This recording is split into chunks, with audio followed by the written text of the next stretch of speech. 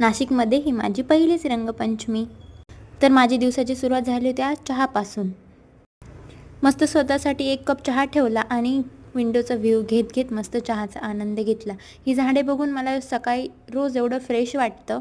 तर आज होती रंगपंचमी आणि असं ऐकलं आहे नाशिकमध्ये सगळ्यात मोठी रंगपंचमी सेलिब्रेट केली जाते.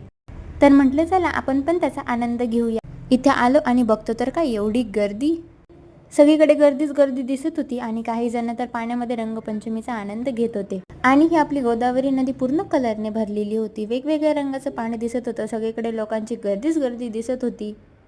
नदीमध्ये पाण्यापेक्षा जास्त चपलाच दिसत होत्या आणि हा आपल्या नदी मातेचा खूप मोठा अपमान आहे असं मला वाटतं.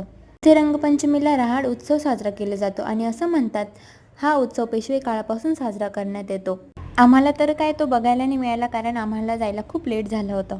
तर चला असं संपवला मी आजचा दिवस. तुम्हाला व्लॉग आवडला का नक्की कमेंट करून सांगा. आणि आज होती इंडियाची फायनल मॅच आणि वर्ल्ड कप तर काय आपलाच होता. शेवटी मॅच बघितली आणि असं संपवला आजचा